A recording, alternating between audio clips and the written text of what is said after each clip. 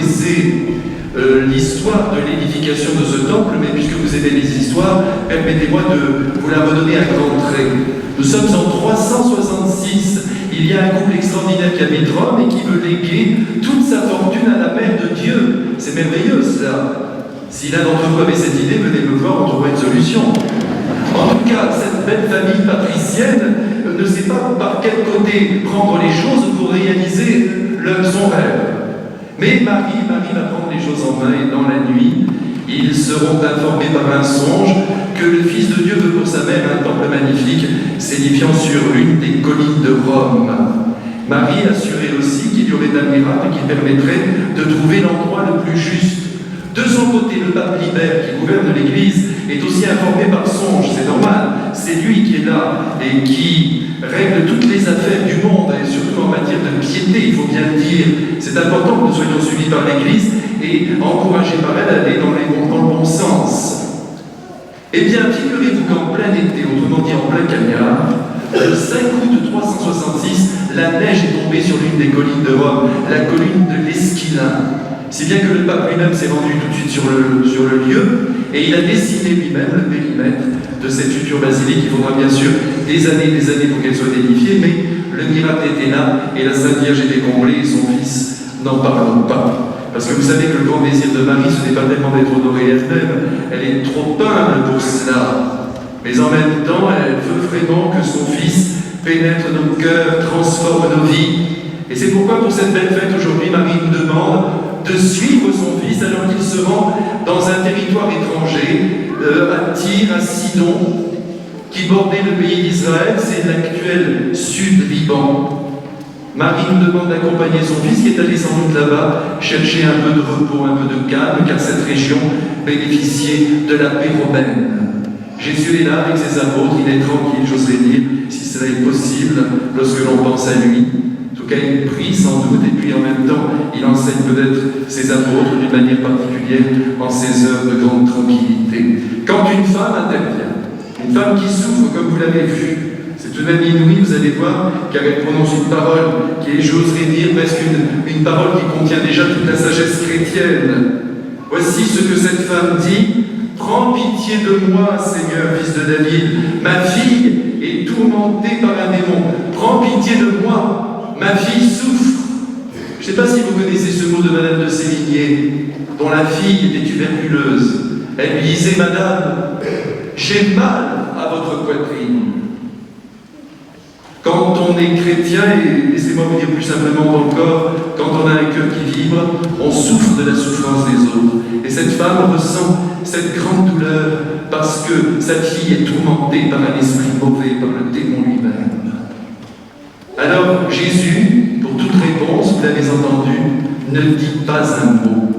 C'est assez mystérieux, mais Jésus a sa pédagogie. Nous ne devons pas le juger, vous allez voir, elle est infaillible, elle est magnifique. Seulement, cette femme ne s'en tient pas là, elle se met à crier. Elle veut absolument obtenir gain de cause. Cet homme dont elle a entendu parler, ce Jésus, qui a fait tant de miracles en terre juive, il est tout à fait possible qu'il libère sa fille. Alors elle insiste. Et là, les apôtres, mais attention, ne pensez pas qu'ils veulent renvoyer cette femme.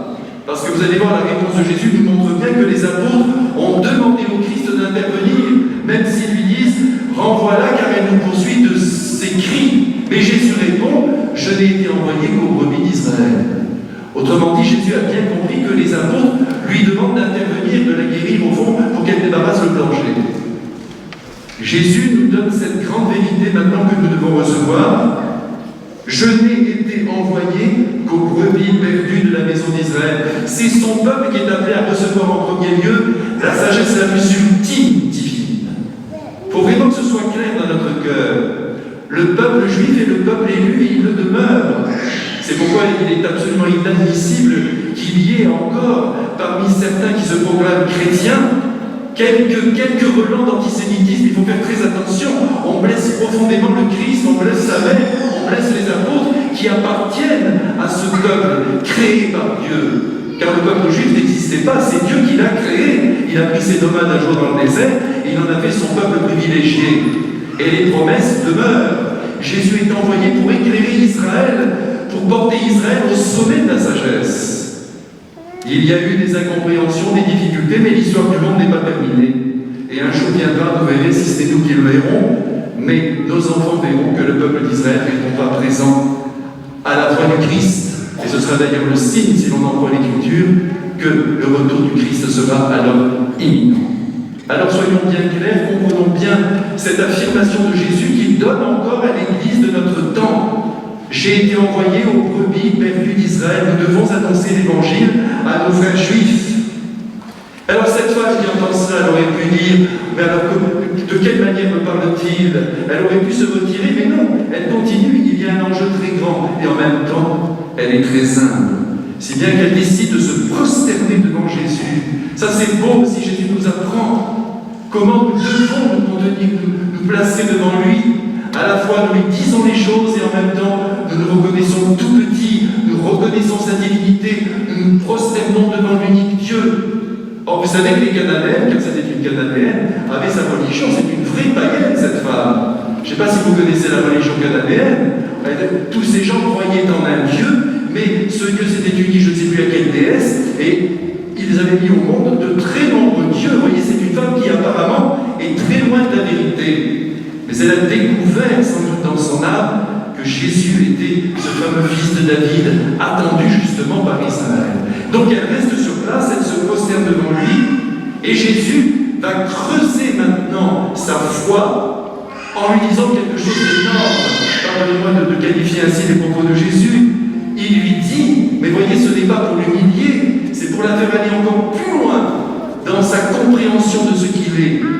Il n'est pas bien, lui dit-il, de prendre le pain des enfants et de le jeter aux petits chiens. Quelle parole extrêmement forte. Eh bien, cette femme ne se laisse pas aller à la désespérance. Elle prend au vol cette phrase, elle dit oui, Seigneur, je suis un petit chien. Mais je sais que quand les miettes tombent de la table, eh bien les petits chiens peuvent les manger. Je veux ces miettes.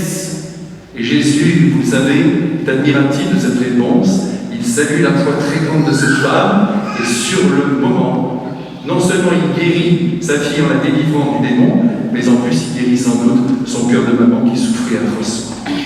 Alors mes frères bien-aimés, nous aujourd'hui, nous comprenons beaucoup de choses à travers cet évangile, alors que nous nous tenons sous le manteau de Marie qui nous étude toujours. D'abord, nous comprenons que nous devons nous aussi aller en terre étrangère, même si nous ne bougeons pas du lieu où nous vivons, nous devons être en contact avec des gens qui n'ont pas la foi, des gens qui sont éloignés, des gens qui apparemment sont éloignés de Dieu, mais qui demeurent en puissance, les enfants du Père, car Jésus veut qu'au ciel il ne manque personne pour la fête éternelle. Et tout dépend de nous. Si nous ne nous mêlons pas à des terres étrangères, nous n'y arriverons pas. Il faut que le cœur non chrétien rencontre un cœur chrétien. Et vous ici, vous êtes tous baptisés, du moins j'espère pour la plupart d'entre vous, c'est extraordinaire. Vous portez le Christ en vous, mais pas pour le garder, pour le donner. Et si nous restons entre nous, vous voyez, à nos tables, on mange bien, on est tous ensemble, tant mieux si on mange bien. Et vous comprenez, c'est une image. On est là tous autour, la petite famille, tant mieux. Tous les chrétiens, on s'aime bien. Et on mange tellement, on est tellement heureux d'être ensemble qu'il n'y a aucune miette qui tombe. Alors s'il n'y a pas de miettes qui tombent, personne ne pourra les ramasser. Mais souvenons-nous que nous qui venons des nations, nous sommes des petits chiens. Et nous avons eu droit à la sagesse du Christ, alors qu'elle était au départ réservée à Israël. Que ce soit bien clair dans notre cœur, nous avons bénéficié des miettes du Christ.